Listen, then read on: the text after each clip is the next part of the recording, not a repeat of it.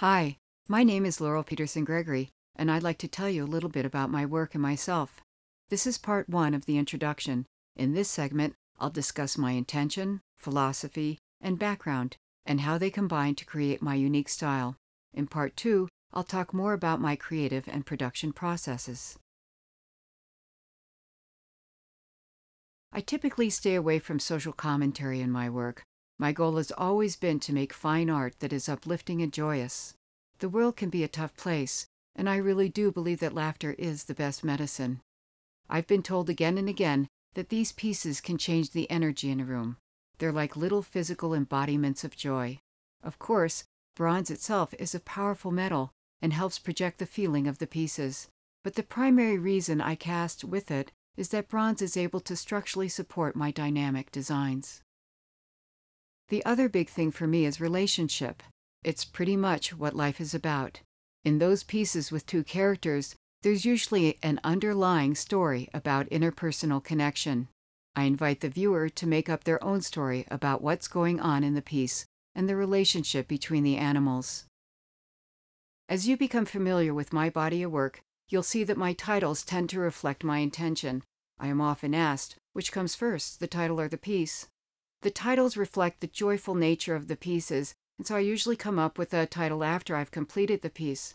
But there have been one or two cases, such as my horse Unbridled Joy, where the title definitely came first. You could say I've been an artist all my life, although I did spend many years as a master electrician and building official. I started to show art professionally in 1994. Like so many creative types, I've explored and experimented with lots of mediums and styles. You can see some pretty unusual stuff in the archive section of my website, from ceremonial rattles to raku wall fountains. In 1993, I discovered sculpture, and the rest, as they say, is history. I studied classical figurative sculpture, taking classes with Bruno Lucchese, Kirsten Koken, and Jefferson Rumit, to name a few. It was through these studies that I learned the how to sculpt realism, and although my form is now highly stylized, I still rely on the fundamentals.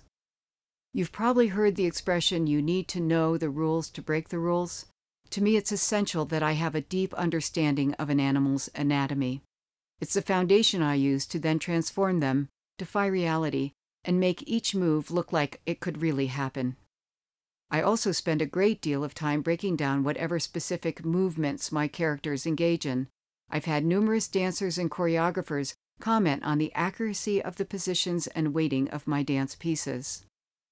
These days, I spend about half the year doing juried art shows around the country and the other half in my studio in the foothills of Colorado. My work is represented by galleries across the country and has received many awards. I've been the subject of solo exhibitions and filled numerous public and private commissions. My style is immediately recognizable. I minimalize reality, stripping away non-essentials to reach the essence of whatever it is I'm sculpting. That lets me create a unique experience for each viewer. They fill in the details, as I'll discuss shortly. There are no extraneous elements or ornamentation in my style, just a great deal of motion and emotion. I create pieces that you can caress with your eyes as well as your hands. I achieve my effects through the use of concave and convex curves, planes, negative space, and what I call dimensional lines.